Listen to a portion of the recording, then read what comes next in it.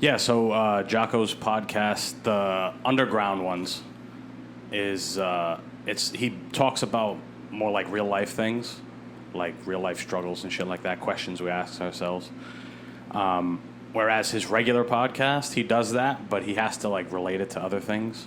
And it turns out being like a 4.5 hour podcast about army, like military shit. Oh yeah, I mean, I read his book.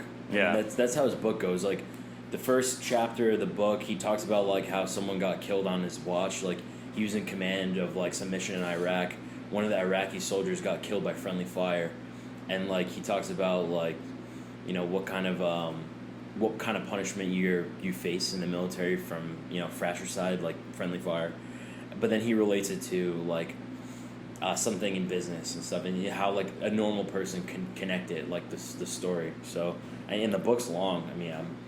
I just finished the book up, but it took me a little bit because it's thick, because the guy likes to talk, and he's got another guy too that he, you know, co-writes the book with him. Yeah. So he was like the commander, and then this guy was like, I think he was the executive officer, like the kind of like the assistant, whatever. Yep. So then these two guys like wrote that book called Extreme Ownership.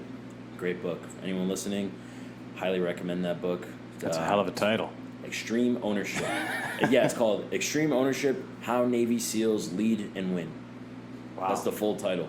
He does. He talks a lot about leadership in his podcast all the time. I mean, I learned a lot, and the connecting it to the real life makes a lot of sense. Like, in that particular chapter, I think like what I just said previously, he talks about like how he goes to speak with like a CEO, and the CEO like doesn't want to take blame for anything. Like, the company's about to fail, and then he went in and was like, listen, man, like, you need to take ownership. Like, it starts with you.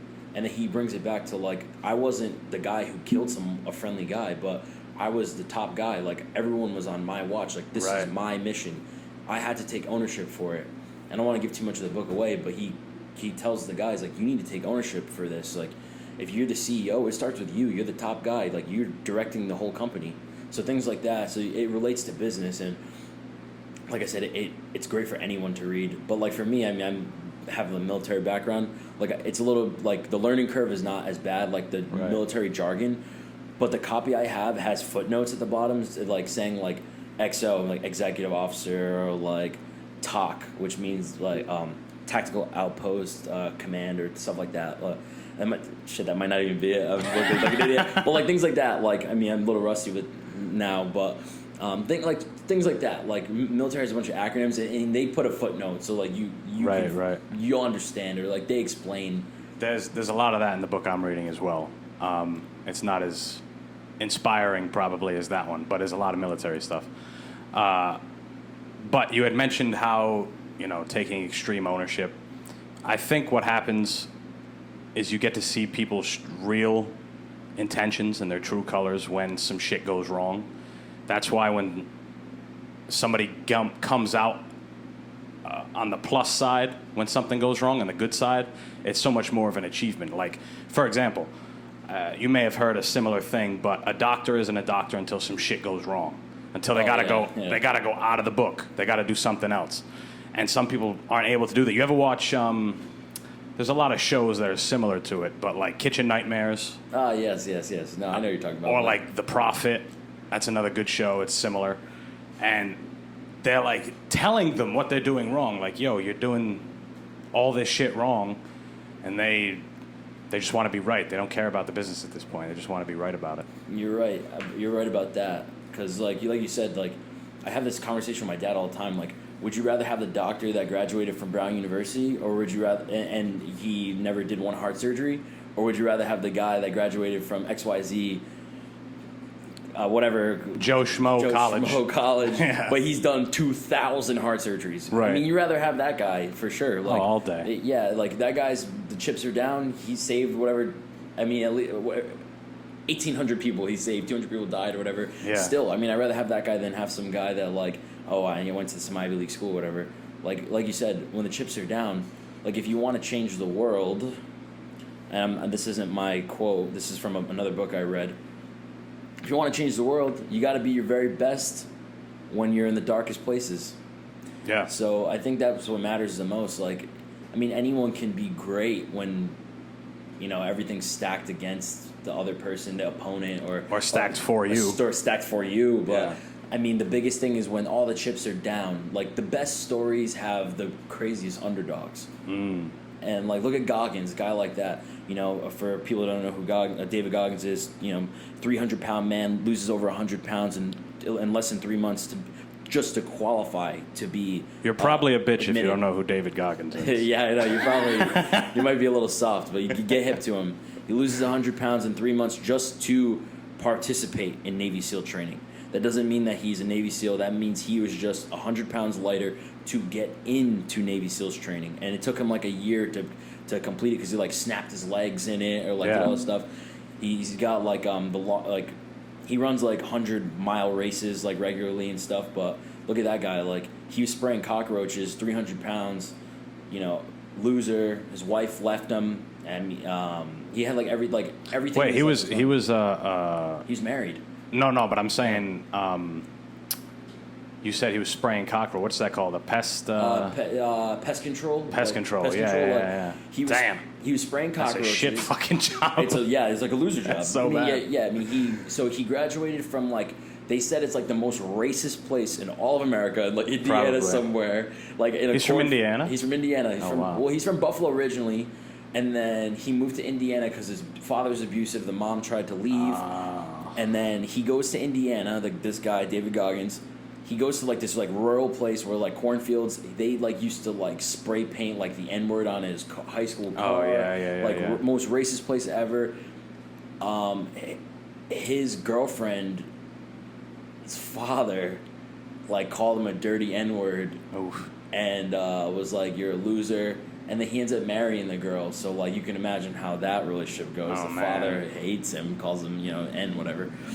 And the hard R or whatever. But what's crazy, too, about that is, like, so if you think about his life, all this is so bad. Then he packs on 100 pounds. He can't get a job. All he does is spray for cockroaches. He sees a commercial for Navy SEALs, and then he watches a little documentary. He says, "I want to do it." Lies to the recruiter. The recruiter says, "Hey, come in." He goes in. They say, "You're 300 pounds. Like you have to lose weight. Like you can't be a Navy SEAL." He loses the weight. He goes to become a Navy SEAL, and I mean, like when you read the story, you're like, "Wow!" Like the story changed my life because when you read it, you go, "This guy had he had a good excuse." Like. If you read his backstory, you'd be like, he's a failure?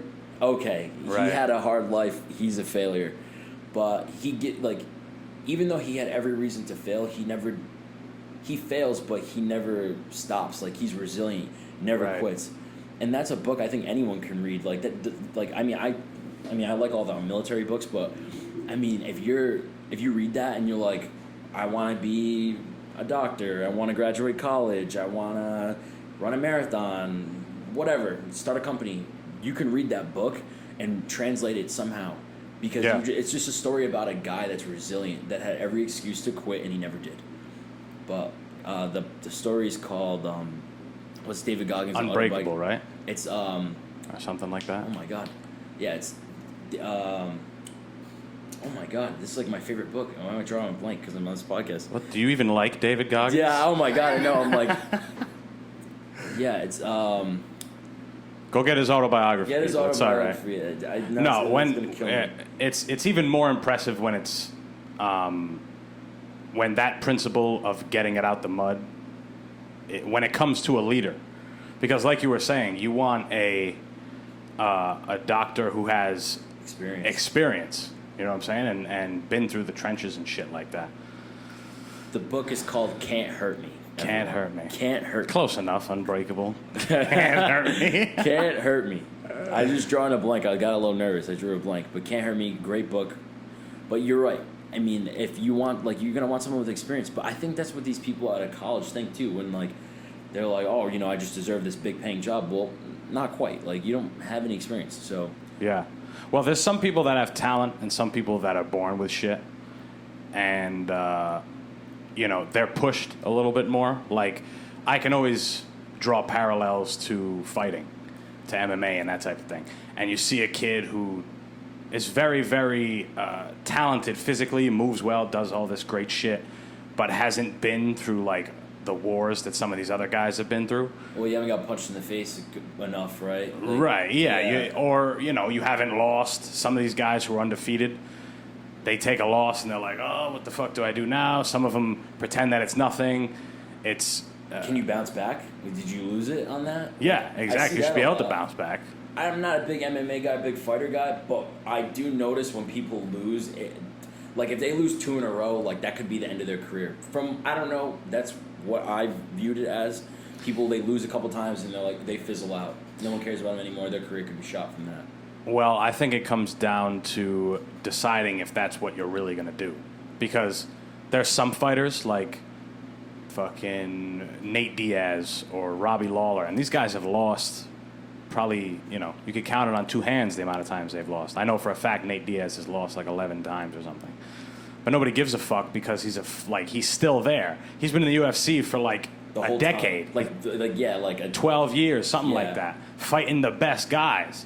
And then you get a guy like Conor who's super talented, and I love Conor McGregor and all this shit. But he fucking, like, what now? What's happening now? He's losing.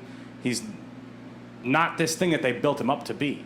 And yeah, he's probably going to be there for a while. He's a fighter. People want to see him. But I think what happens is some of these young people, the people who get into any kind of field, that kid from Brown, super smart, you know what I'm saying? The kid that graduated, the other option, that kid's probably real smart, graduated from Brown, maybe even did it early, but he's got no experience. Like, you want to be that guy's first one? He's set up to do everything right. He could, you know what I'm saying? Like, but some shit could go wrong. Who knows? I mean, you could be able to study in the book, but I mean, at the end of the day, like if you got someone's chest open, and it's on you, you're the leader. You're massaging their heart to keep them alive. Yeah, you're putting their heart on ice and stuff, and you're timed.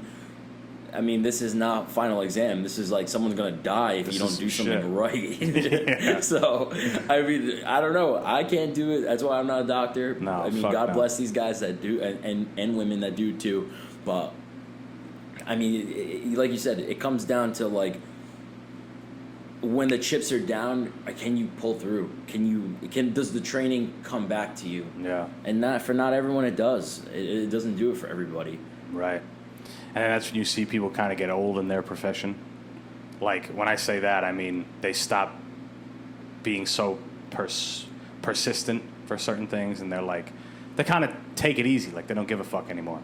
And it's only because they failed so much and they've never found a way to, like you've probably heard of people who do things for a very long time but don't do it very well.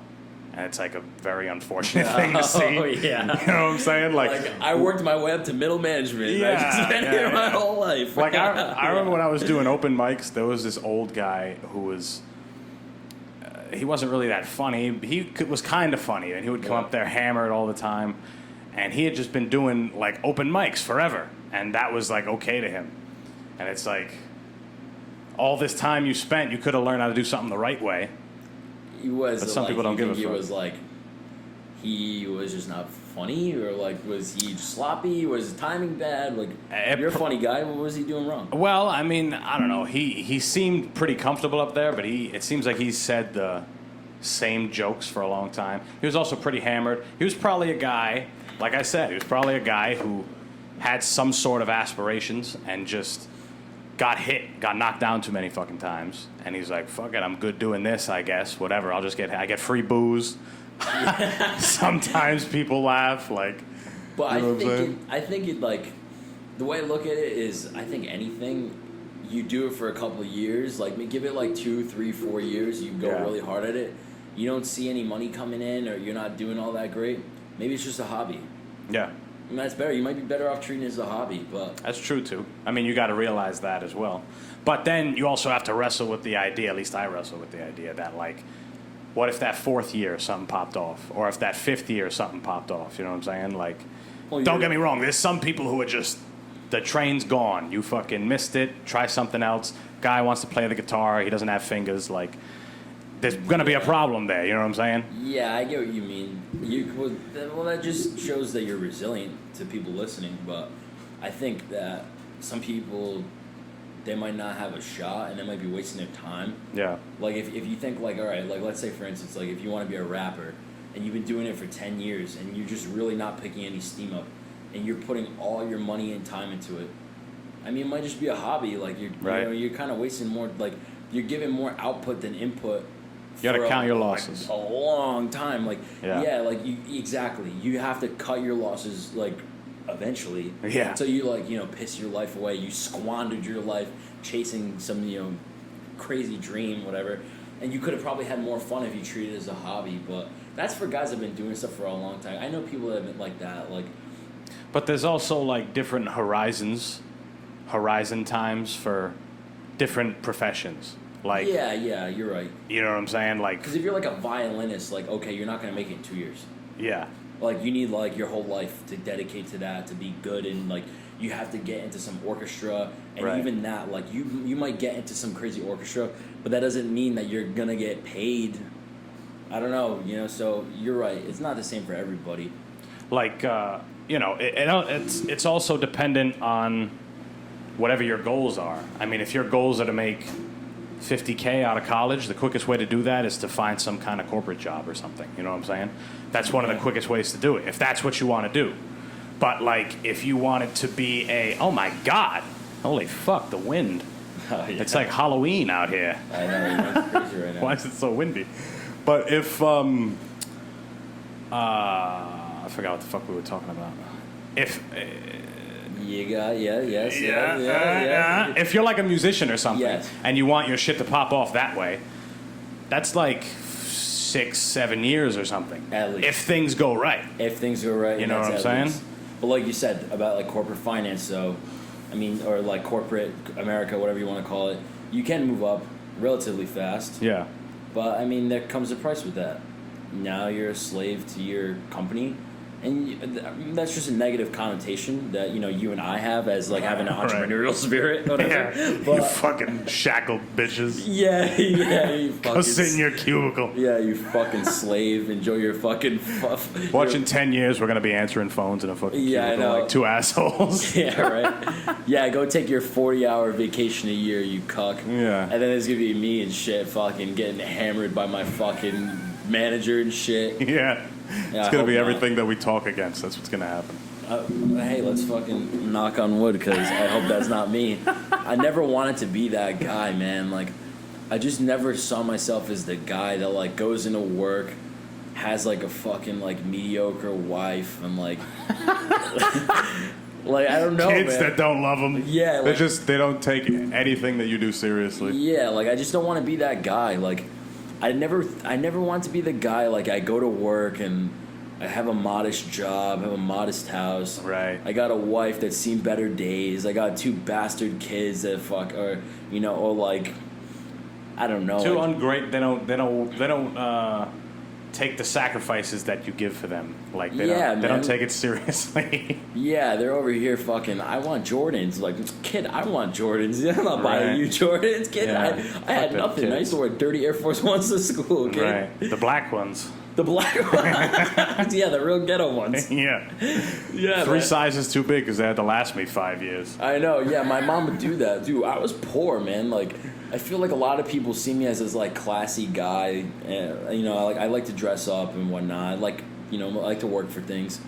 Like, but I had humble beginnings, man. I grew up broke, man. Like, I was poor, man. That's probably where it comes from. The one time, very recently, I watched a Joe Rogan clip with Henry Rollins. He's a famous punk rock star turned author turned comedian type guy, and they were talking about how early on they didn't. Oh my God, it's raining. They realized that they didn't want to have a life like everybody else, quote unquote, a regular ass life. Like, I go to a job and this and that, and they realized it when they were kids.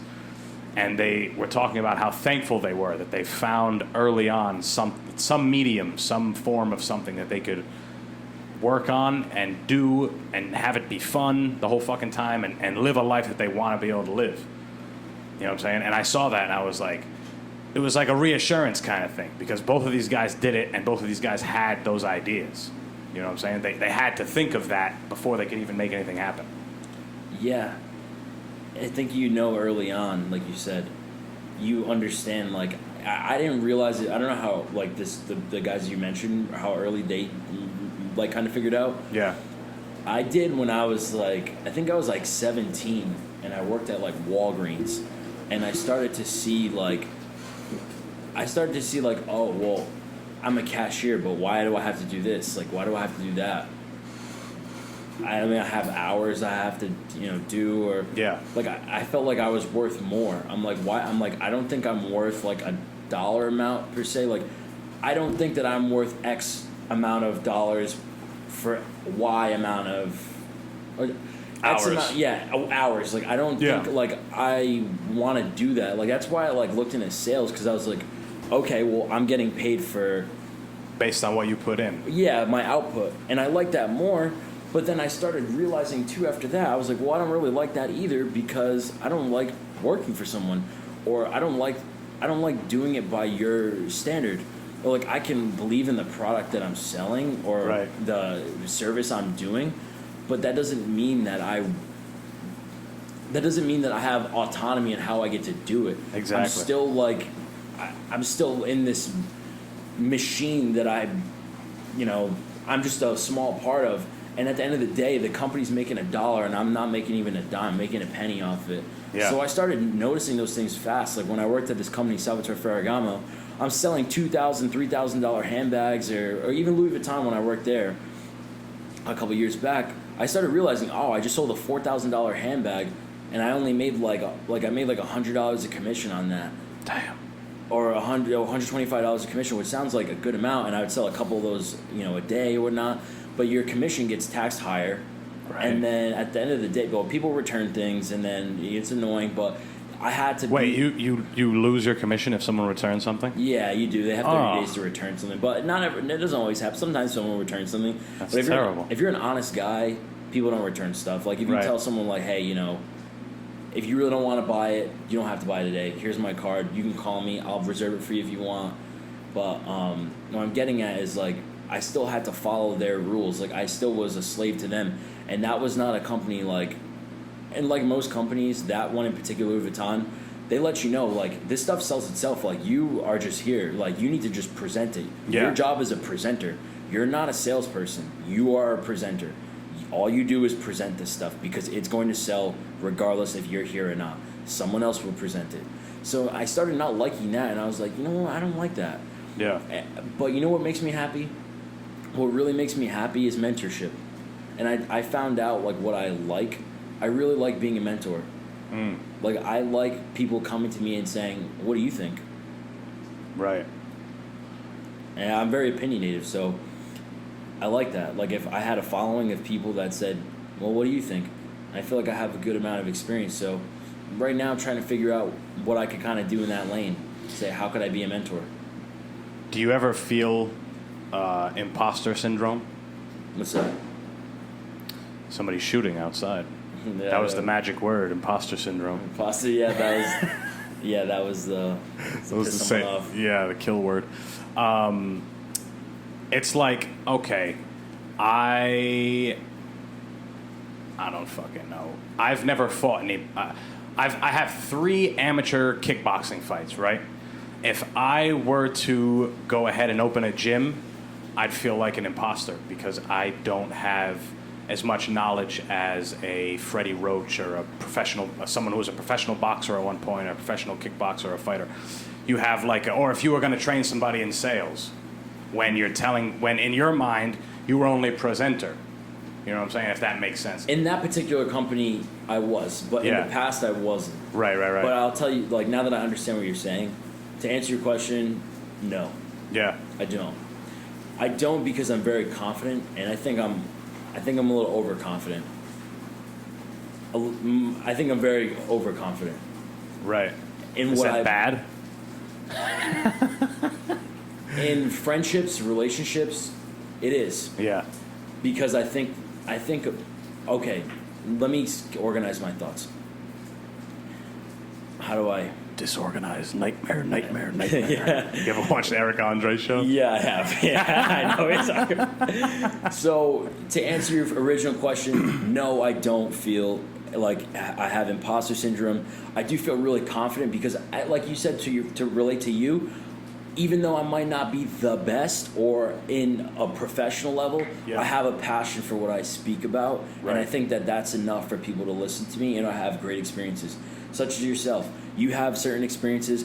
All right, granted, you might not be Nate Diaz opening up a gym, but that doesn't mean that your gym is not good because it's not Nate Diaz's gym. You Right. still have a passion for fighting martial arts, and you have a business spirit and a business finance background.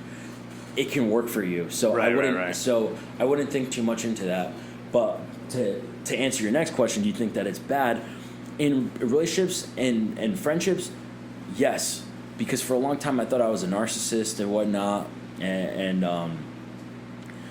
I struggled with, like, people thinking, yeah, I think I'm better than everyone, or I am a know-it-all, whatnot. But I'll tell you what, I don't think it's a problem. I think that, like, if someone thinks that's a problem that you have, I think that says more about them. For me, I wouldn't even say, like, I don't think it's bad, because the reason why is, for instance, I started training for a half marathon, and I'm running like crazy distances. I'm training. I'm in the best shape of my life right now, aerobically. But like when I was training and when I started, I had to tell myself in the back of my head, like, you can do it. Like, if this guy can do it, oh, you're better than him. Like, you can do it. Like, Right. Why him? And I read that from Goggins, but Goggins doesn't have the same approach. Goggins has a different spin on it, where Goggins is more of like, I want to prove someone wrong, but for myself, like, I want to. Okay, Goggins says everyone doubted me, everyone thought I was a loser. I thought I was a loser. That's not. I don't look at that approach, because he says I want to change everyone's mind. Mine is like, I tell myself, you're the fucking shit. You're the Right. man, and I try to prove myself right. But that's just how I motivate myself. And Right. that's how I always been, because I have to pump myself up. So I'm like my biggest cheerleader in my head, and I gas myself up. So again, to answer your question, no, I don't think it's bad. For me, I don't think it's bad, because I feel like it's like an ace, or it's like a card under my sleeve. Like a cheat code. Like a cheat code. Yeah. Like, I feel like I believe in myself. Right. I think what happens is a lot of people get wrapped up in the prerequisites to do things, when in reality you just kind of have to do it. Yeah, you just have to do it. Like, And- for example, not to cut you off, for example, in hip-hop or in rap for a while, you had to come from the street. You had to have some weird validation. There's no other music. There's no other style. There's no other genre of music that you have to validate your past in some strange way. Yeah, because if you're a pop singer and you sing good, you have Exactly. catchy stuff, okay, no one cares. Right. Yeah, if your rap is like, oh, I'm from Harlem, like, I killed a Yeah, guy, yeah, I saw yeah. someone get murdered, like, I don't have a family. Exactly. My mom's a crackhead, I'm a crack baby, or something random, like, Yeah. it's interesting. Yeah, so I mean, it's like, and then another thing is, we all know reps are a prerequisite to getting something. Yeah. Reps, you got to run, and I think people are focused too much on what an overall acceptance of a good amount of reps would be. For example, someone training for a half marathon, to this guy, 4 miles every other day works. To this guy, 7 miles every day works. This guy runs 14 miles twice a week. Something. You know what I'm saying? You can't compare them. They're gonna work. Yeah. If that works for that guy, that's what's gonna happen. You're right about that, because to bring it back to that, Yeah. when I started running, I started doing like every single day, nonstop. And I found what worked for me. Like, that stuff worked for me, but I felt like I couldn't progress. Right. But I looked online, people were like, well, you need to get this much mileage in. Like, you need to put this much on your shoes. You need to be stretching this much. You need to do all this stuff. But then eventually I started finding things that worked better for me. And then I started really pushing, because I found like, okay, this works for me, my body. And like you said, everyone's different. Like, and to bring it back to like careers and stuff, or who you want to be, like who you're meant to be, that's on you. I mean, not everyone blows up or the same way. It's all different, and I think there's a certain point where like you can take advice from people, right. But I think that there's a point where you have to say like, I gotta believe in myself. I have to think, what is gonna make me the best? Only I know. Right. Well, it's also unsettling. The idea of settling is unsettling. Like, you know, working so hard for so long and not getting to where you saw yourself be, and then it's like, I just got to settle for something. I think there's a lot of like resilience that you have to have. Yeah. Like to be knocked down 1,000,000 times. So, well, I've had this for a year, and I haven't made money, or you know, I've been working at this and I haven't got a promotion or whatnot. You have to be resilient, because I feel like nothing that's worth doing comes very easy. Right. And I think we live in a society where everything's fast and instant gratification. Like, okay, 30 years ago, if you wanted to get a girl, like you had to actually go out to a bar, you had to go meet somebody and right. introduce yourself. Now, I mean, you just go on an app and you swipe. Maybe you can find something, instant gratification. Okay, if that doesn't work, you can go on the internet, look at pornography for free. It's very right. instant. Everything's quick. But with, like, let's say, like, your goals, I mean, I think people are getting away from their goals because it's one of the only things that's, like, let's say fitness. There's no instant gratification. Right. You are going to feel like shit when you do it. It's going to take weeks to develop, at least weeks for you to get into somewhat of a routine. You're not going to be good at it. That just means that you're going to get used to, like, doing, like, you're going to get used to suffering. Right. It's going to take a long time. And I think a lot of people in today's society, they can't do something without it being instant gratification. And I think that only leaves us at like a disadvantage as a generation, as a society, that we can't be resilient, because how can we? How can we? We can literally order McDonald's to our house. We literally can jump in a car with a stranger. We don't have to walk anywhere. We don't have to do anything. Everything is so quick. Right. I don't have to look into a book. I can literally talk to my phone and have any question I could ever want answered for free. So, like, I think that plays a role into people not being able to be resilient in their right. goals, in their career, whatever, fitness. I think also a lot of the things that we interact with on a day-to-day basis, and this is a proven thing, things aren't made as well. Things aren't even made to last anymore. They're made off cheap labor, cheap credit, cheap materials, abundant materials, and the only reason they're abundant is because they were made in some fucked up way, synthetically. Yeah, exactly. Yeah. Some fake shit, and the first thing we do is we don't have repairmen for things anymore. There's no more TV repairman. There's no more sewing machine repairman. There's no more none of that shit. There's no more repairmen. Just throw away. It's broken and shit don't work. You fucking get rid of it. You sell it. You do something. You throw it the fuck out. That's what it is. And we're so far removed from making things and fixing things ourselves. Everything that we make, especially more and more as time goes on, there's probably going to be an uptick in this. There's nobody on assembly lines. Unless it's like small operations, or if you're making iPhones in China. Or like a luxury item. Exactly. Like a very luxury item. Yeah. And it's not like an assembly line per se. Like, it could be craftsman, but you're paying more than a premium. You're paying for that, exactly. More than a premium, you're paying for that. Yeah. So it's not like that anymore, like you said. But like, especially with fashion, like I hear a lot of these people, they say, we need to start looking over the earth and stuff. We need to, our climate is changing. You shop at Zara and H&M, come on now. Like, that stuff ends up in the landfill. Those clothes don't last. That stuff doesn't right. break down in the landfill. Those companies are they're polluting into the air. Like, it's not good for you. The clothes is cheap. It's not made to last. It sits in the landfill, and the companies themselves are polluting. Like, so I think there's a lot of hypocrisy, and like, people don't understand. Like, they start targeting all this other stuff, but they don't realize like that's a good to go off what you're saying. Like, that's something that's not, like, those companies are banking on you just throwing away and buying new stuff. Yes. Okay, you could buy a suit from, like, say, Tom Ford. You pay $3,000 for a suit, It's got like, you know, peak lapels, like they're a little wide, a charcoal gray suit. If you take care of that suit, you can literally have that for the rest of your life. Right. Okay, go buy a suit at H&M. That suit's gonna last you like 1 or 2 times that you wear it. A lot of companies also will just kind of hop on an idea. They'll virtue signal. They'll hop on an idea because they know, essentially, they know they're going to get a positive outcome from it. They're going to get more people. Ben & Jerry's does this all the time. Anytime there's a BLM thing or there's a LGBTQ thing or whatever, they hop right on it. Nike, Colin Kaepernick, they hop right on it. All that's doing is making them more money. A corporation has no other obligation other than to make money for its shareholders. They don't give a fuck about any of that stuff. All they're doing is getting the girl that's crying over Colin Kaepernick not being able to not being able to play in the NFL.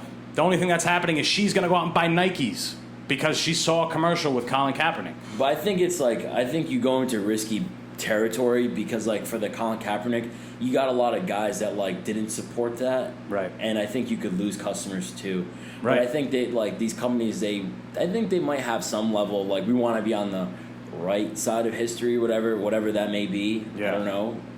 I don't have a fight. I don't have a dog in that fight per se, whatever. But I agree with you. I mean, it doesn't really matter to them. I mean, they just jump on some trend. Chick-fil-A. Same thing, just the opposite.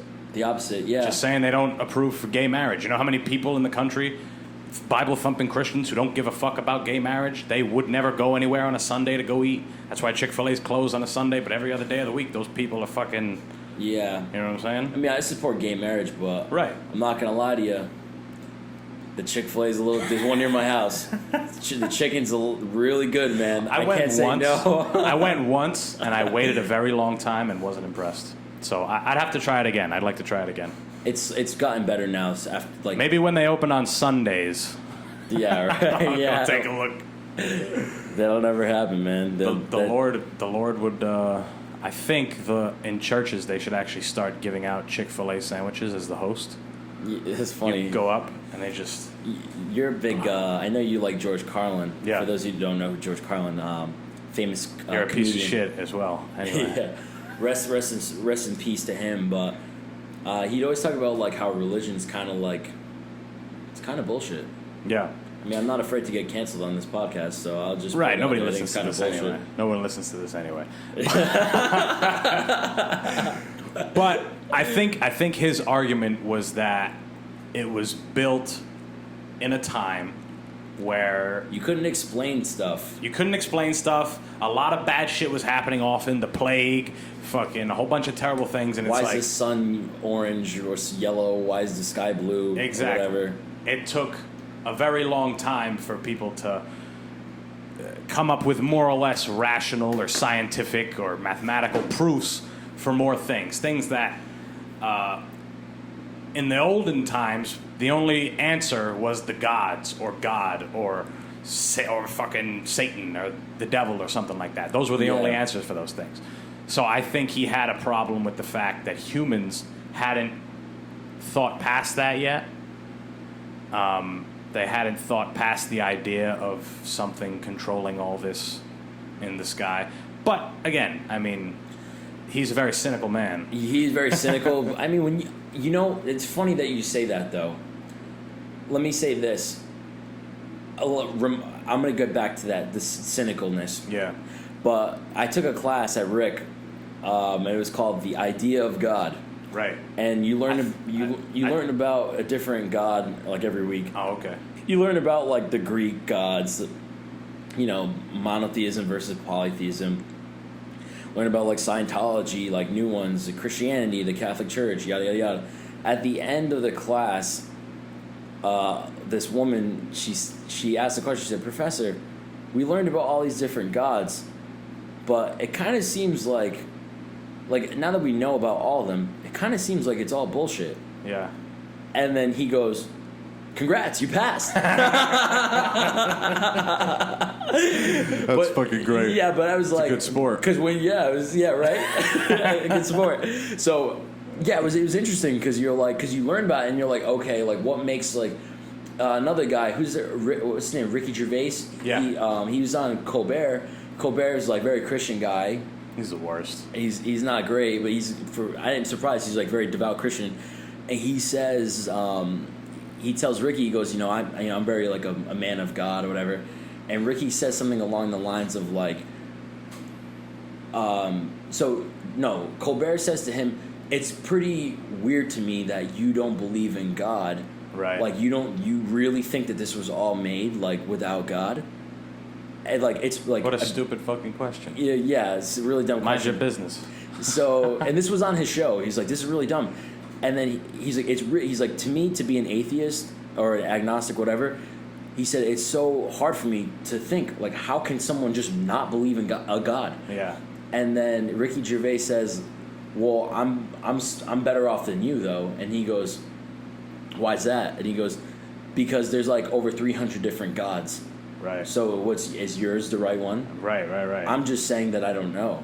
But you're telling me that your God is right out of 300 or whatever. So yes. So how is mine harder to believe? I'm just saying that I don't know.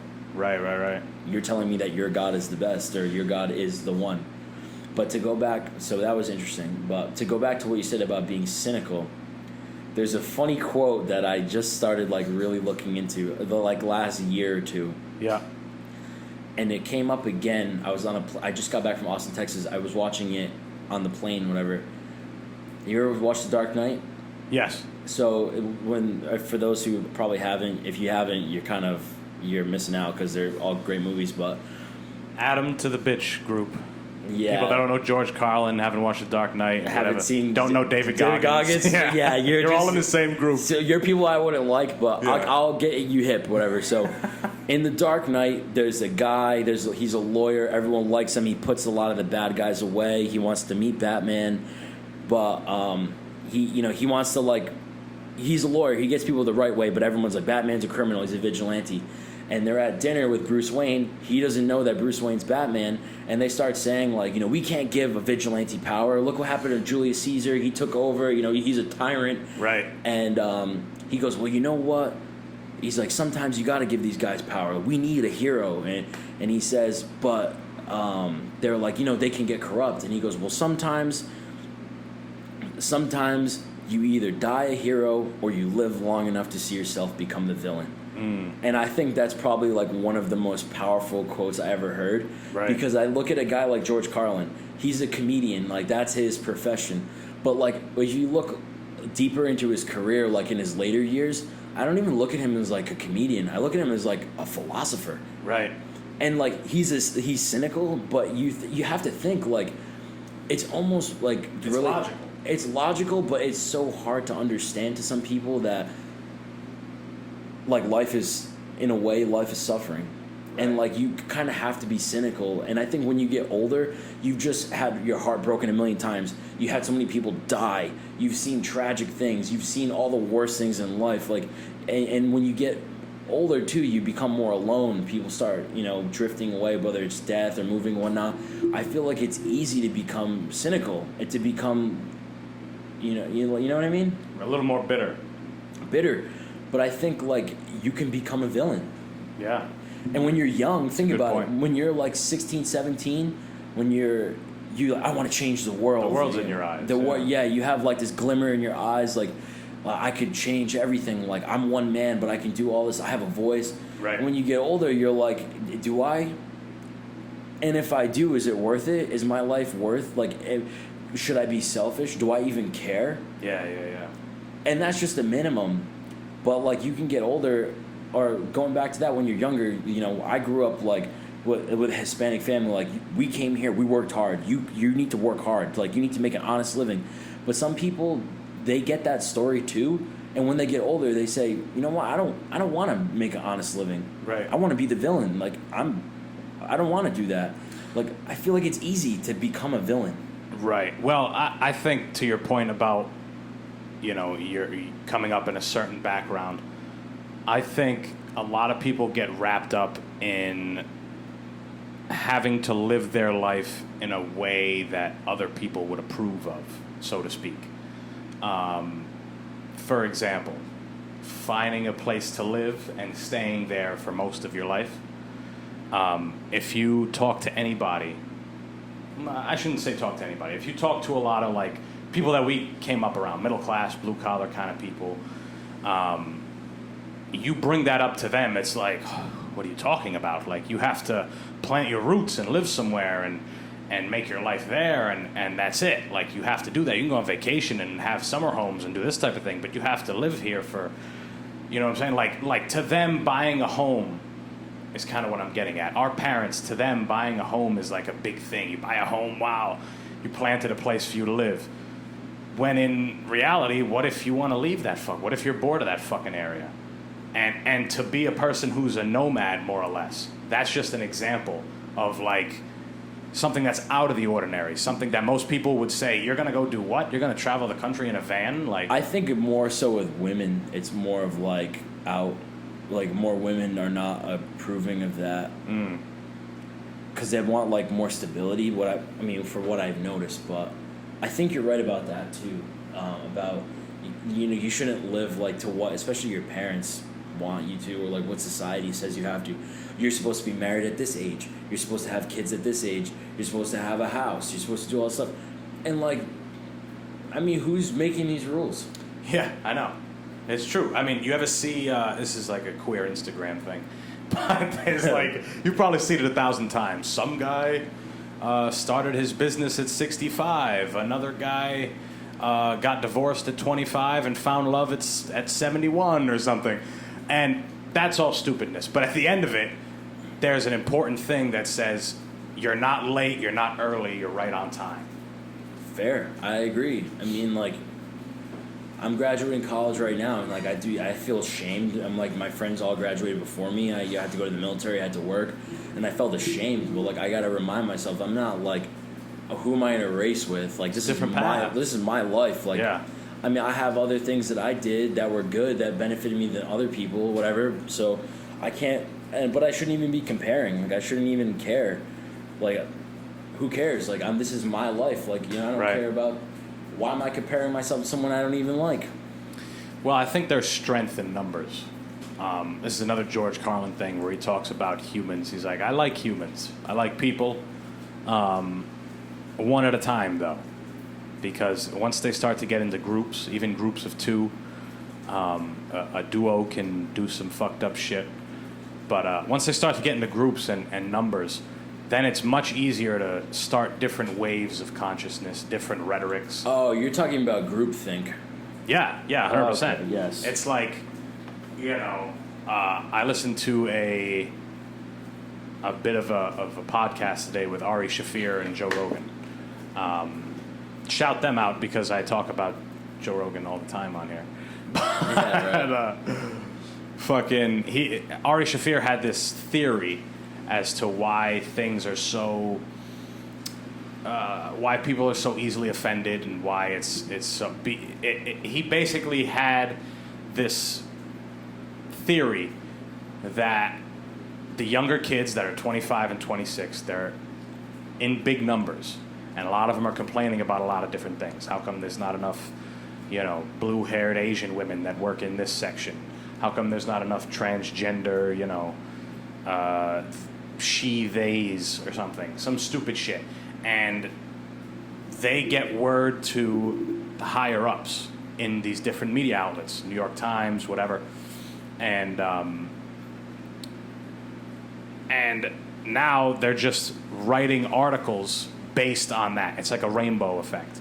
They're writing, it's all specific stuff. It's all specific to be coddling this group that's making enough noise to change the wave of rhetoric. But I don't think that's new, concept. Though. No. It's not new. I mean, it's new in the sense that we live with, we arguably live in the most offended time that there's ever been. I mean, arguably, because there's also been, when obscenity was an actual misdemeanor. If you were performing and you did something that the people... like Elvis Presley, like shaking his hips and like people and stuff like that and whatnot. But even that, I mean, we have so much information in so many different outlets now that it's so much easier to get wrapped up in thinking, yeah, you know what, that is bad, that is offensive, something that you never thought of in your whole life. And it's funny, too, that you mentioned that. Someone had a theory to me. They said crime's always been the same. And I was like, I don't know about that. And they said, no, well, look at it. Like, I'm at, like, the 1970s, the serial killer era, whatever people call it. I mean, a lot of people just went missing. But now it's like you get an alert on your phone, Amber Alert or whatever. You see all this stuff. Like, I feel like it's more in your face, like, what's going on. Like, I think before people were not as exposed, like you said. There wasn't as many outlets for you to tune into. Okay, you could be home at 7 o'clock and watch TV with the wife or whatever. But now, I mean, you know, go to the bathroom and you look at your phone and you see, like, oh, shooting. Yeah. Mass shooting, rape, crooked politician. It's, like, all in your face. Right. Before, you had to tune into a newspaper or some television at the end of the day or something. Yeah. It'd have to be, like, some breaking news outlet. And your best chance would probably be a radio because they were everywhere. Whereas, like, TVs, you had to be home, or I don't know if restaurants had TVs in those days. Maybe they probably did. I would think so. Yeah, they had TVs. Yeah. Maybe like one or two. Yeah. Like, everyone is just, oh my God, JFK got shot. Everyone's in just in a fucking huddle in this little TV. Like, I remember and the thing is it had to be a big deal for any of that, for like a breaking news thing to happen and everybody to gather and listen. It had to be a big deal. Now we hear the big deal, but then we hear all the offsets. The commentators about it. That, and we hear all the small deals as well. All the small things that fucking happen. Because it's so easy. If I wanted to find out if somebody got murdered in Wichita, Kansas yesterday, it would be so easy for me to do it if I was a glutton for sadness. I could, you could. You type it in Google. Yeah. Back in the day, you had to live in Kansas to know any of that shit. Man was killed in Wichita by Morgan Freeman. That's like a Shawshank Redemption. Yeah. Yeah. The prequel, man was killed in Wichita. Strangled with a corn husk. Funny, what we talked about earlier, he didn't blow up till he was like 60 with that movie. Yeah. That's another guy. Some people are just late fucking bloomers, dude. Like the Penguin walking across the South Pole. What is that, March with the Penguins or some shit? Yes, Morgan Freeman. That motherfucker's, but he's an like, fucking, what's his name? Colonel Sanders. That dude didn't start KFC till he was like 69 or something, 68. Wow. Some people are just late fucking bloomers. It's weird. Yeah, some people, I could sell chicken. Yeah, exactly. He's like, shit, I've been making some good-ass chicken. I'm old as fuck. Nothing else worked. This is all I've done my whole life right. Yeah, I don't have a pension. Old people, like, love that pension thing. They like, it doesn't exist. You gotta get a pension. Yeah. You gotta get a pension. I hear this every day. Back in my day, you could just get a pension. And we had penny. I'm like, listen, fuck you and your penny candy. There's no more penny candy and there's no more pensions. And the Blizzard of 78 is fucking. I lived through bullshit. I had to wear. I'm gonna tell my kids. I had to wear a fucking mask around for a year to go to the supermarket. Yeah. Fuck the Blizzard of 78. Fuck 70. Fuck that year altogether. Fuck the whole year. And it was like a dope year. Like 2020 was supposed to be like, whoa, cool year. And then it's just dog shit all over everybody. Yeah. Fucking have to wear a mask everywhere and shit. But old people are so annoying with that. Like, you better get yourself a pension. I'm like. Dude, I don't sign those. The mob is out of business, so pensions don't work anymore. Back in the day, you get a pension, and the pension fund was managed by the mob, and they put it in casinos and whatever, and you got money back. That shit doesn't happen anymore. And do you ever think that this is like even like the 401k, all this stuff is kind of a joke? Because think about it. Always. All the time. Dude, one of my mentors told me about this. He's like, okay, if you're 69 years old, 70 years old, and you can't pay for anything, what's going to happen to you? The government is just going to give you welfare. The government is just going to give you food stamps. You have Social Security. The government is just going to give it to you. Everything, They're just going to. What's the worst that's going to happen? A lot of homeless people around in Providence, they're like mentally ill and stuff. Yeah. That's why they're homeless. They have something wrong with them. But like if you lose it all, like the government's going to bail you out. Like you're going to get bailed out eventually. Like. They just pay for it. When you're old, you have no Medicaid, everything. Like, Like these like finance, like even in this finance classes I take, they're like, you need $3 million to retire, and this is how much money you need to have to not run out of money. Dude, if you're 65 years old, like, and you have a house at that age, it's probably paid off. Yeah. Dude, you're 65. What are you doing at 65? I know.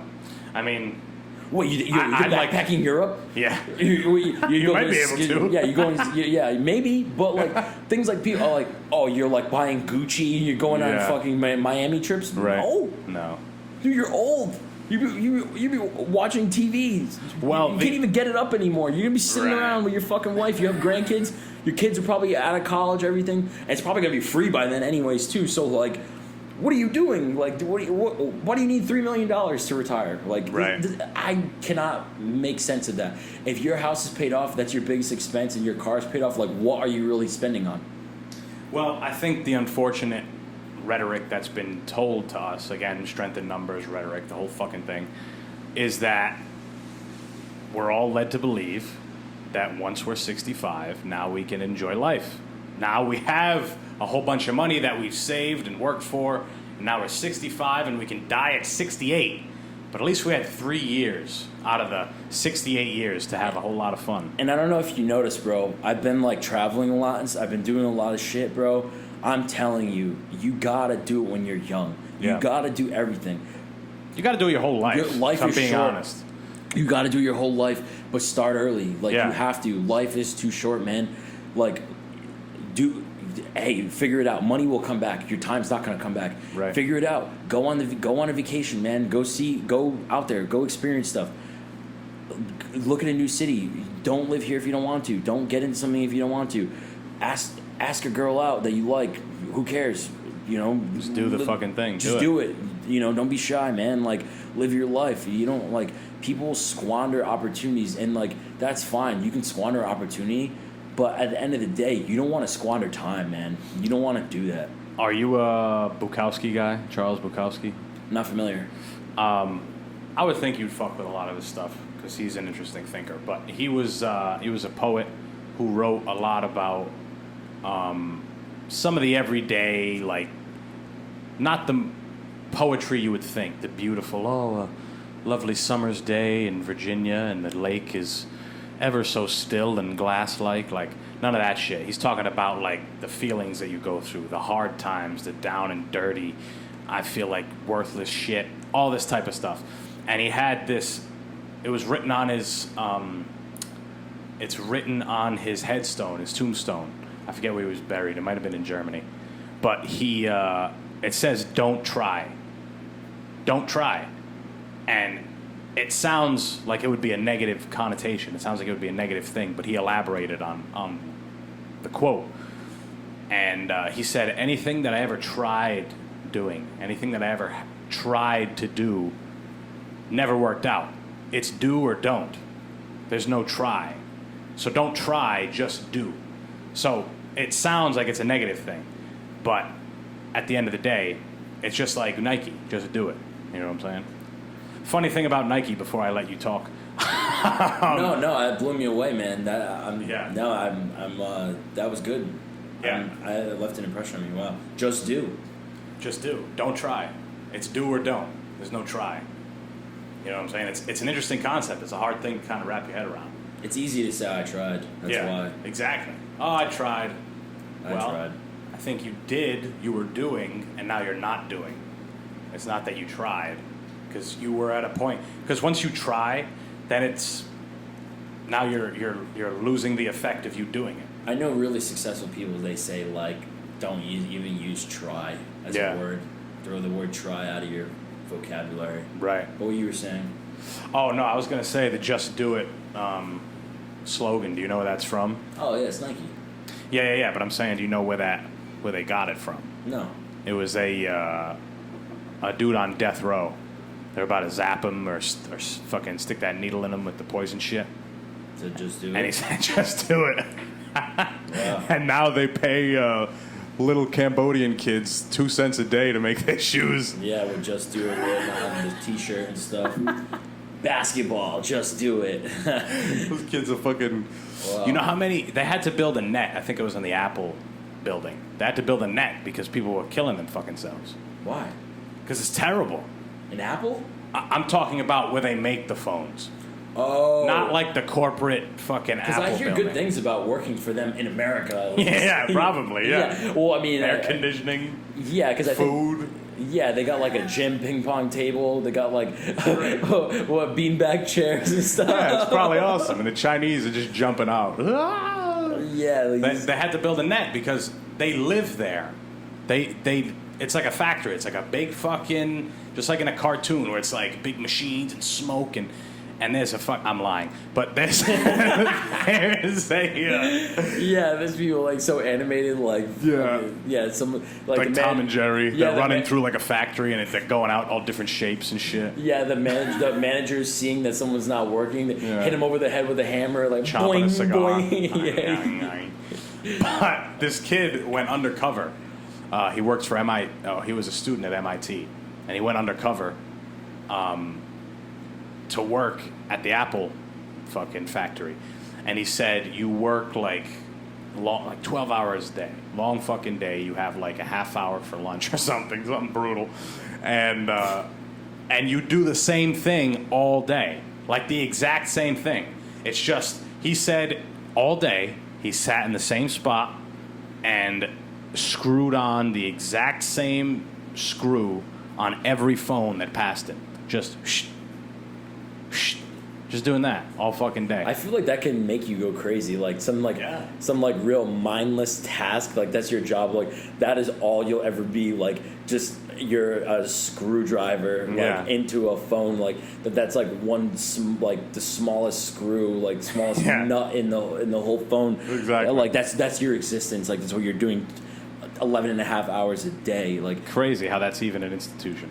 I don't know how you can even like, again, like how do you, like we said earlier, like there's no assembly lines, but like something like that, like I think you could go mad doing that. Oh, easily. He actually said that at certain points in the day, I think they might have had like another break or something outside of lunch, and like on that break everybody was like actually happy, like they remembered that they weren't just a screwdriver or they weren't just a guy who pulls a lever, and it was like they had some time to actually be themselves and speak and sing and laugh and do shit that people do. But then that horn said, "Honk, back to work." Get fucking back in line. Yeah, bong. And then we're here. Wow, this new phone, it's so great. Yeah, I'm over here like, oh man, the last one was better. That's slowing down. I wonder what's going on in those factories. What are they doing? Who knows, man? I love how they're like, but that's what I think about too. Where I'm like, we're paying like $200 for a pair of like fancy Nikes, but like it costs them like I saw what it really breaks down to cost them. Like it's nothing. It's what it actually costs them to make the product is like less than $1. Yeah. With freight and like how long it needs to be shelved and whatnot, it's like $35. Yeah. But okay, the item sells for $200. Like, still pretty good. Like they they broke down like everything, and it was like, well, $35 might be more than what you think what it costs to make it, but that goes into like what it costs to, the overhead of what store it's sitting in, the manager that's getting paid, the assistant manager, staff, whatever. Right. But I'm like, even still, like they're making like whatever 500% on every shoe. Well, if you get enough people behind it, again, you get enough influential people to promote whatever the fuck it is. I mean, look at Gucci. Gucci can literally sell a dirty tissue. Yeah. I could literally work for Gucci and blow my dirty nose with COVID-19 infested in my nose, right. Blow it into a tissue and put a little green and red stripe on it, and it'll sell out. Oh, easily. I'd probably buy it.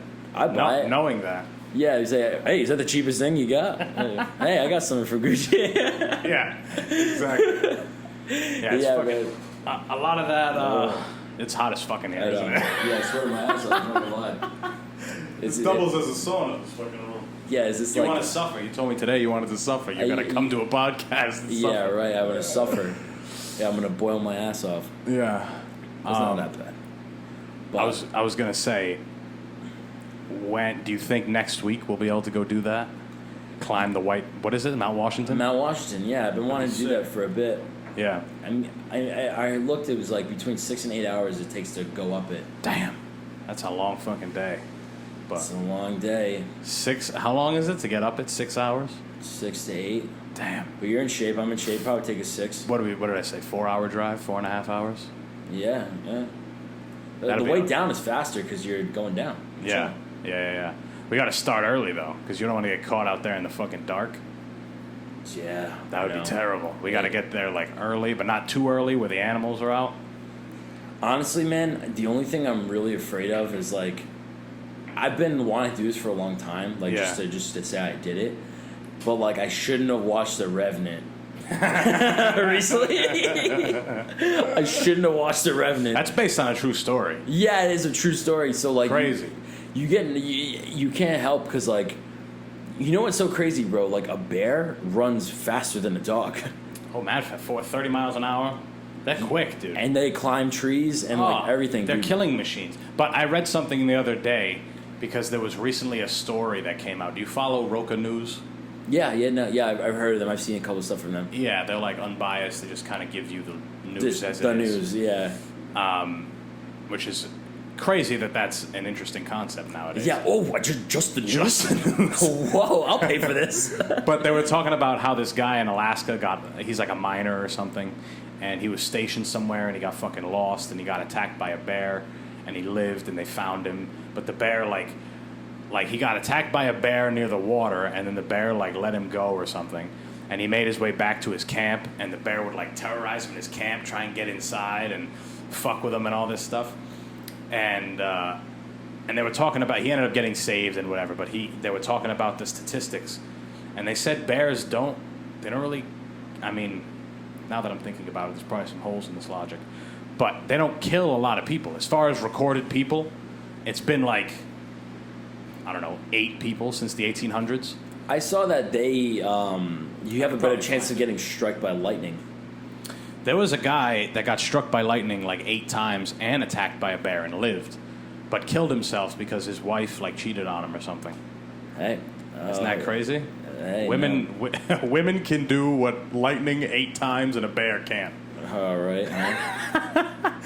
Here it is. A grisly encounter. At one point, the bear dragged the man to the river but failed to kill him. Yada yada. Okay, so here it is. There is no national data, but in Yellowstone National Park, which contains bear country across Montana, Idaho, and Wyoming, grizzlies have killed 8 people since 1872. According to the National Park Service, of $118 million to the park since 1979, grizzlies have injured 44 people. All right, so that's just in national parks. Two national parks. I'm going to Yellowstone in like 2.5 weeks. Oh, really? Yeah, I'm going there to Montana. They like I've been reading. I'm going to like go to Yellowstone. I'm gonna go whitewater rafting, and then I'm gonna go feed a bear cub, like I'm gonna bottle feed a bear cub. Oh, are you going to the bear experience or something? Yeah. Dude, I don't want to get canceled for that. You know, exploiting animals, whatever. It's like the circus. People are just like, the elephants. Yeah. Bye. Yeah. Like, dude, the fuck, man. I thought this was a fucking animal protest. What is this? Yeah, right? Dude, I want to go to Montana so fucking bad. Like, bad. Like, I wanted to go this year. It's called Big Sky where I'm going. I want to go to Big That's Sky. where I'm going. The national park. Yeah. Yeah, dude, I want to go there so fucking bad. They got this, like, you'll see my pictures when I go. I literally just paid to go today, whatever. But they have this like ocean. They have this like body of water that's like a rainbow. Yeah. They got a bunch of stuff there, man. But I'm definitely nervous about the bears, though. Right. Yeah, the bears. The animals, because nature doesn't give a fuck. Nature does not. I've told you about the show Alone. Yeah, you have. Yeah, that like watching that shit gives you a whole new appreciation. It's like when you watch like a surfer wipe out. When you watch a surfer fucking wipe out, you're like, that was a monstrous fucking wave. It gives you like an appreciation for the ocean and to not fuck with it. Yeah, like you're in, like this is not your space. Like, yeah, like you could get fucked up bad in nature. Like those guys are out there hunting or trying to hunt. They need fat. Like they're in such a prime. Not saying that this is what's going to happen when you go to the national park, but they're in such a primal state where they're literally they have to live or else they're gonna die. Like they have to. There's no supermarket. They have to get fat somehow. They're catching rabbits. There's no fat on a fucking rabbit, so you gotta go ice fishing. And then you've been fishing for fucking a week and a half and nothing's coming up. You got no energy. Like that shit to me is fucking drink your nuts. own piss and shit, eating berries, hoping that you fucking don't get sick. Yeah.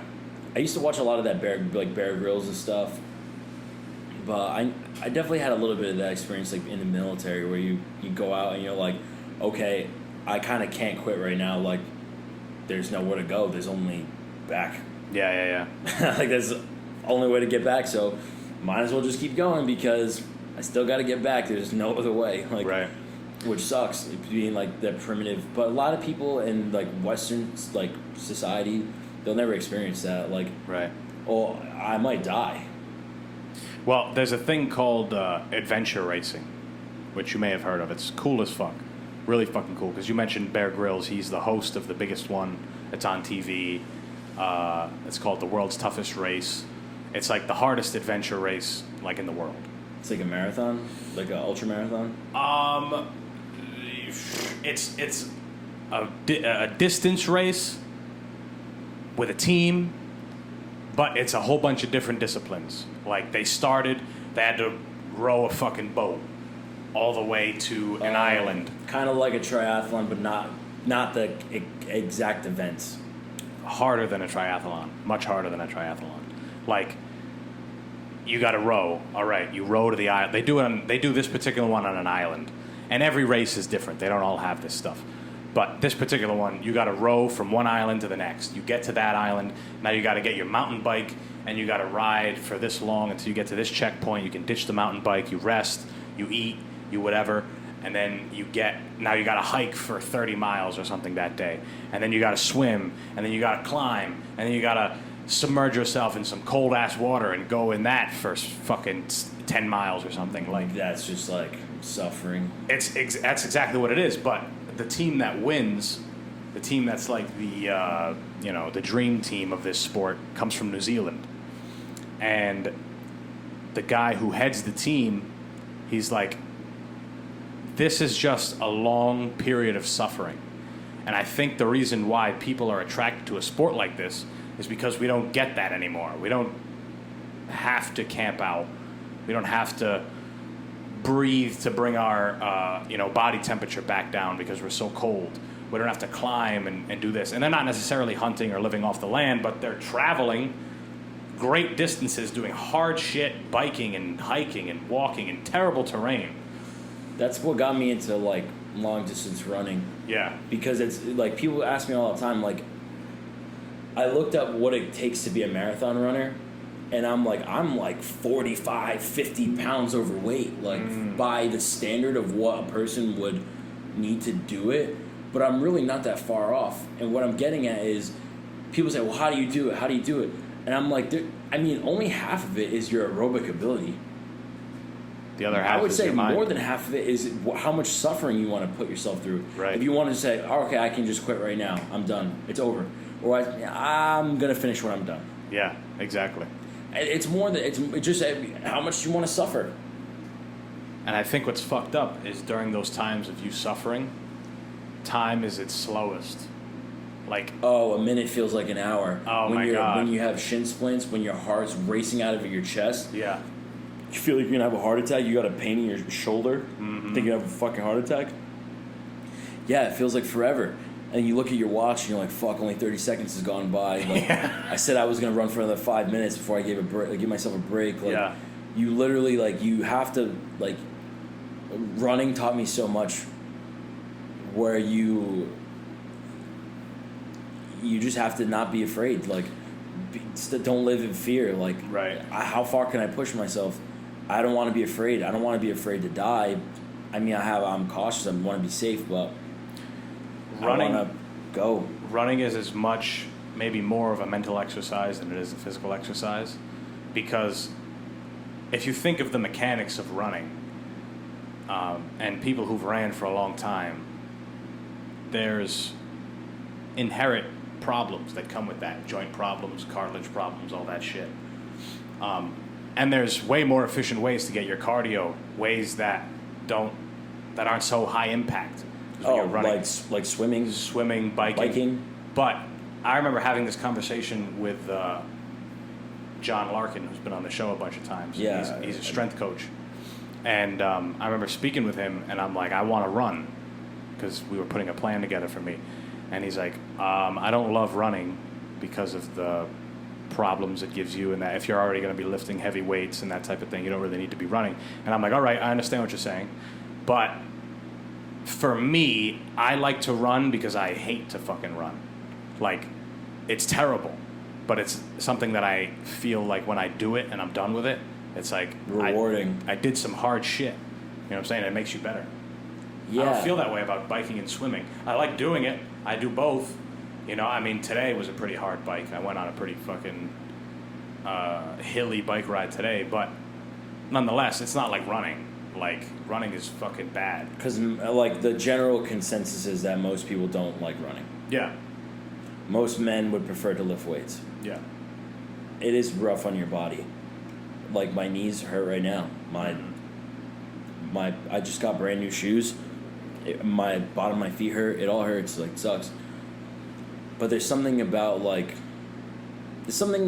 doing something that most people hate. Yeah. And that you just, like, that's what I like too. There's a certain point where you say, like, oh, most people would never dare to run a half marathon. Right. Most people would never dare to wake up at 5 o'clock in the morning and run their ass off. If they don't have to. Yeah. Like, I think there's an element of, like I said, going back to what we were talking about earlier, about you want to, it's almost, you feel like a badass. You're like, you get like confidence in yourself, like, I'm doing something that most people would not dare to do. Oh, something definitely happens. Something definitely happens to your mind when you do some hard shit, especially if you do it on a consistent basis. And you gain this confidence, and Yeah. you start thinking to yourself, what else could I do if I put my mind to it? Right. So I think, like, to wrap that into what you said, like, for me, I had to believe in myself and say, wow, I can push myself, like, to crazy limits. Right. If I want to. And now I'm proving to myself, if I can do it, then I'm going to feel great, and it's possible. It's also, like you said, some people, they feel like a badass from doing that stuff. Other people feel like a badass because they work super fucking often. Like, I'm not knocking the tradesman who works 40 hours a week at his job plus another 20 on side. I'm not knocking that guy because he doesn't go to the gym. That motherfucker's doing some hard shit. He's doing some shit that I don't want to be fucking be doing. You know what I'm saying? The plumber that's going, digging and doing underground shit. That guy's... In literal shit. That guy, he doesn't, in my mind, that motherfucker doesn't even need to go to a gym to experience the hardship that, what we're talking about. They don't need to go to a gym to inflict a certain kind of controlled pain. The thing that we're exactly talking about. We run, we bike, we lift weights. Now, there's a respect that I have for that kind of guy that laces boots up every day and says, I'm going to fucking work my ass off. Yeah. Oh, yeah. I mean, it's, especially doing some hard shit like that, like, that is fucking back-breaking, hard work, and that guy doesn't need any extra. Now, it's good if you can still make it to the gym. It's good for your body. But for your mind, that guy doesn't need that for his mind. For his body, sure. A lot of those guys are tough as shit, too. Yeah. Because they can push themselves. Oh, hell yeah. In the winter and the cold, like, still having to fix pipes and shit, dealing with some old lady staring over your shoulder. Like, that's one thing I noticed. You've probably seen it before. Old people, when they get work done, they like to just watch. Even if they know nothing about it, they just watch with their hands like this. Their eyes squinted. Where can I get this cheaper? Where can I say he made a mistake? Yeah, back in my day, this was. I'm like, all right, listen. Yeah. Yeah, I wouldn't like to do that. Your day's over. You're done, old lady. Yeah, you only got 2 days to live. Crawl in that coffin. Say Shut goodbye. the door. Shut the fucking. I always say that when I see old ass people at the restaurant I work at, because as much as I hate working in a restaurant, it gives you the opportunity to find a good perspective on all different kinds of people because so many different people come in. And there's some old people that you see them and you're like, you know what? by the way that guy moves and the way that guy is maneuvering around this place, it looks like his bed that he sleeps in next to his wife is just a big coffin. So that, like, every night they lay in it and they're like, maybe this will be the one. And they close it. And then every morning they just open it back up. Yeah. Like bats like, fly fuck. out. Yeah, I was still awake. Damn it. I thought I was at the last night was the one. Done. That shit's scary, getting old as fuck like that. I think the scariest thing truthfully, the scariest thing I really think about is being old. Yeah. It's like The Who. Roger Daughtry, whatever the fuck his name is. That's probably not his name, and I sound like an idiot. From the band The Who, right? The band, yeah. The song My Generation, I Hope I Die Before I Get Old. Like, yeah. That shit, I've thought about that ever since the first time I heard that as a child. I still think about that quote. Not saying that I want to die or anything, but it's just... I die before I get old. Yeah. It's such an interesting thing. It's very interesting, man. Like, I think people are in a rush to get old, though. Yeah, they are. People want to have kids. People want to be married. I'm like, man, you have your whole life to be married. You have your whole life to have kids. Right. You don't have your whole life to fucking go in a club, party, on vacations, free time. You don't have all that. Right. To start a business and fail. To start a hobby and fail. To start a hobby and actually do really good. To start a business and be able to give your time to it and it pick up. You don't have all that time when you're older. Granted, like we were saying earlier, there's no timeline to this shit, but like you do have an advantage for starting early. Yeah. And when you want to grow up, you don't have that. You don't have as many opportunities to give it your 100%. Well, there's also that internal thing, like, I'm still not here. I'm still not where I'm hoping to be. There's that internal struggle that you have where it's like, what the fuck? I remember watching a video, another guy whose name I don't fucking remember, but he does a lot of podcast. He's a podcast guy. He's an entrepreneur, and he has a conversation with himself, and it's the title of it was like conversation that goes on in every entrepreneur's mind or something like that. And it was like he's just driving, and then he appears next to himself, and he's like, "Hey man, when are you gonna stop with this bullshit and start, like, go get a real job? You don't come from this shit. You know what I'm saying? Like your family's, blue collar and middle class. It's like you don't come from that." And then he's just kind of arguing with himself, and he's like, "No, but this and that and whatever." And it's a real thing. No, because I've had that conversation in my head. Yeah. Oh yeah, it's fucking legit. It's not bullshit. But not a lot of people understand the entrepreneurial spirit. Yeah, I mean, it's hard to be able to take a big risk like that, or to even want to take a big risk like that. But for me, it's the bad shit that comes with not taking a risk like that and wondering maybe what could have happened, or, I feel like Wiz Khalifa right now, where you're saying, he says, I never fear death or dying, only fear never trying. Oh shit, Wiz Khalifa. Wiz Khalifa. If you don't know who Wiz Khalifa is, he's a rapper who he smokes a lot of weed. But he had a really motivating song in a car movie. In fact, it was just that line that was motivating. Yeah, it was just that line only. But no, I agree, man. Like, I think regret is the worst thing. Like, I rather do something and be like, I failed, than to be like wondering, oh, what could have been. Right. I think that's way worse. Like, because you don't know, you don't even have an answer. Yeah. Well, either way, you win, lose, draw, something happens, something doesn't happen. If you went and did it, then you never have the question of what if. Because even if it didn't happen, you knew what if. Didn't happen. Yeah. Something else. You failed, but at least you know. Knowing's always better. Yeah, definitely. Because we don't know so often. We don't know shit. So when there's an opportunity to know, you're like, all right, even if it's bad, at least I know. I think that's what do you call, like, they say, the hard pill to swallow. Yeah. Like, sometimes you gotta swallow the hard pill. You got to not know for a fucking while. But hey, I mean, don't look. I think we're looking at it in a bad way. I mean, swallowing the pill. But hey, you might. That might be a breakthrough. The breakthrough. You might be patting yourself on the back, saying, "Oh, thank God, I took the risk, because if I didn't, like, where would I be if I selling insurance or something." Man, Tom, I think I said this on another episode with you. Said they asked Tom Brady. He goes. He's like, thank God this worked. Yeah. Or I'd be selling. I'd be selling insurance. Yeah. And I was Imagine that. I was like, man, hey Tom, we're not so different. You just made it, because I might end up having to do that. But I hope I never have to do that. Yeah, I dread the idea of having a real job all the time. Like, all the time. It's a scary thing for me. I wouldn't mind having a job where I could become a manager and say, okay, well, I can just wipe this whole staff out. No, okay, I shouldn't say that, but I should say, I just want to run through this office. More so, like, I say, yeah. No, I shouldn't say like that. What I mean is, like, I say, these are my people. Yeah. And I can hire who I want to and say, okay, I'm going to be the leader and I'm going to carry us to what we need to do. Right.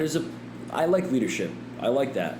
But, of course, I do like having, entrepreneurial aspirations too, but I like being a leader.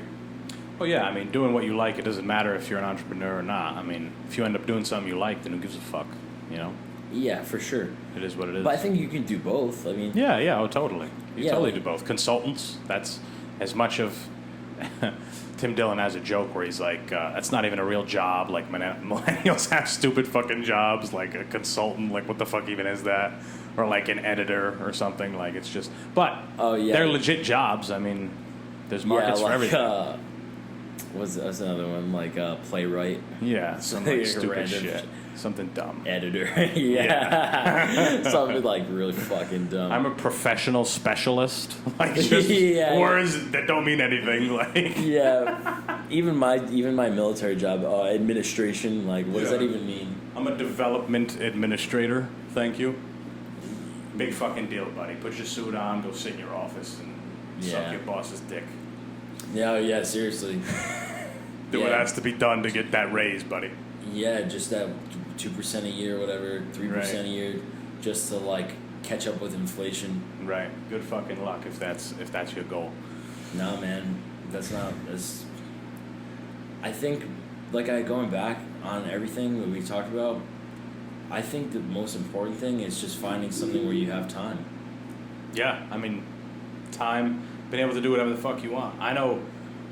I have a group chat where we all it's everyone who has a bike, and I always hit it up. I'm like, anyone want to go for a bike ride? Motherfuckers are in work. They're working, and it's like, all right, that's cool, but I mean, I like being able to have the freedom to just say I'm going to go on a bike ride, because then that can turn into other things. I'm going to go fucking out of state for the day. You know what I'm saying? I'll go here. It's just time is incomparable. If you can get both, the dream, obviously, the whole fucking reason why we're having any of this conversation is to have both your time and the ability to pay your bills without a job, without work. If COVID-19 happens, I'm good. I don't have to worry about the fact that my place closed down and I can't pay my bills. Exactly. Yeah. Yeah, it's like, I feel like it's a hard balance, because like I got a buddy that works like one night a week at a fancy restaurant, and that's what he does. But like, he's got a lot of time. He just plays guitar all day and like smokes weed. Like, right. That's where it goes wrong. It goes wrong. But like, I mean, is it wrong? Is it like? It's what he wants to do. It's what he's because society says that he's a bum. Yeah. Not really. He's got enough money to pay his bills. He's just doing what he loves. All the power to him. Why not? Right. He's living a modest life, just doing what he likes.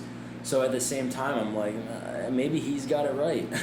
It's true. Instead of working 40 hours a week, and say, I put in some vacation days. I want to see if you guys can approve it. I put it in a month early, like you said. Blah, blah, blah, like, it's bullshit to have to go and do that, man. Like, who wants to do any of that? Yeah. Oh, 100%. I'm just thankful that I've realized that employees have power too. Like, they need us just as much as we need them. So, Did you read the Communist Manifesto, huh? No. Hell no. Hell no. No. Okay, very good, very good. I've read it. That's why that sounded familiar. Oh, interesting. Okay. No, I have not. But I have realized that, and it's probably through a scumbag way of, the way I've come to this conclusion is through a scumbag means. And what I mean by that is exploiting jobs and kind of just working and making quick money and leaving, which I've done plenty of throughout COVID-19. It was a lot of fun. I got that fridge for free. Oh, yes, the fridge. Yeah, it doesn't work anymore, but hey, I worked for a little bit. I got some use out of it. And I did that a bunch of times. If I'm being honest, it was a lot of fun to fuck with people. But it's only because there's this weird, like, rebellion going on in my mind that, like, I'm working for me, I'm not working for them. People in the restaurant industry, it's always, can you cover this? Can you come in for this? Can you do that? No, motherfucker.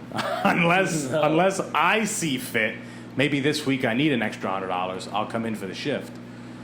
But I'm not, I'm not going to come at a drop of a hat anymore. I'm not going to come work for that. You know what I'm saying? I agree with you. It's the time. But the restaurant industry is particular though, because like, bullshit. Because like when I worked in retail, they're like, oh, can you come in extra shift? Well, I know like, okay, it's gonna suck, but I'm gonna make something. Like that doesn't, more hours for you doesn't translate to more money always. Right. That's true. Yeah, sometimes you can get shafted. Service industry sucks anyway. I talked about it on Monday. So. Yeah, I don't blame you, man. I would never do it again.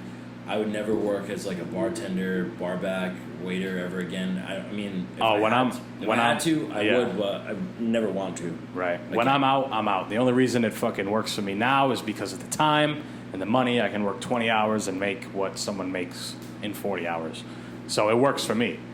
Flexible, yeah. Yeah, it's flexible. It's that type of thing. I fucking hate it. I hate doing it. But eventually when I leave, and like leave for good, then there's no shot. Do you know how I judge you guys? How?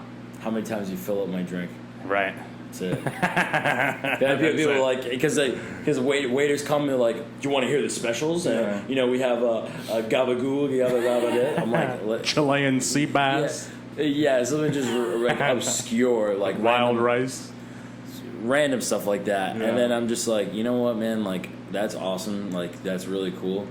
But I really just want to, like, not run out of beer. Like, I just don't want to run out of water. Like, the philosopher Jean-Paul Sartre said one of the saddest things is to see somebody think that they're this thing other than a human. I am a server. I am a plumber. I am a hedge fund manager. Person moving around acting as if they're this thing, but they're really just a human playing a part. Like, it's an interesting thing. It's an interesting concept. Oh my God! You said that to me before. You said I probably to have. a guy. You said he asked you, what'd you do before this? You're like, I was just a server. Yeah. And he was like, you're not just a server. Like, that's not what you just did. Like, that's just a job you had. Right. It doesn't mean like that's all you ever were. Right. Yeah. Shout out Ed Martins, motherfucker. All right. Ed. Salute you, Ed, if you're watching. On the podcast. If you fucking missed it, then watch it. I don't remember what episode, but he was on it. All right, man. I'm fucking sweating bullets. I'm ready to get the fuck out of this room. I don't know about you. Yeah, it's very hot. I will not lie to you. It's brutal. But no, great combo, though. Oh, yeah. I like having these open talks and stuff, man. Like, because it kind of gives me, like, a broader scope, reminds me of some aspirations that I have, or a lot of people aren't willing to have some deep talks anymore. Oh yeah, and that's why podcasts have grown to be such a great thing, is because just open. This is stuff that people should already be doing. They should already be having these types of conversations with people and with their friends. But because of lack of time and lack of availability and all this shit, they need to get it through some other way. So for people to consume something like this, it's kind of sits home with them. It hits home with them. Yeah, if it's fitting, for, like you said, it just feels good. Do you want anybody to find you anywhere? Instagram, Twitter? I don't know. I know you got an Instagram, but yeah, sure. I would give people the option. Yeah, you could just give me a follow. Oh, is this still on? Yeah, no, keep going. It's still on? Oh, okay. What the fuck? Why would I ask you? All right, edit that out. All right. No, just you can follow me on Instagram, Danilo Nunez 4, but it's Danilo Nunez IV. Okay. Because I'm the fourth. So Oh, you okay. follow me on Instagram, you could see how I'm living my life and how I'm kind of just trying to stay young and do what I love, travel and just do cool shit. Boom. Cool shit, people. You guys know the deal. All the links in the description. Follow the show, subscribe, like, comment, share it. Tell people that you know wouldn't like this show to listen to it, because I think that'd be nice. I think that would fuck with their day, and that would be good. That would make me happy. And if you're a real fan, you care about me and only me, just like I do. But anyway, make sure you follow me on all my social media. All the links are in the description. I'm fucking sweating. I'm losing weight in this motherfucker. Thank you, Danilo Nunez, for coming in on a short notice emergency podcast. It is Big my help. pleasure. Yeah. Boom. We're done. Peace.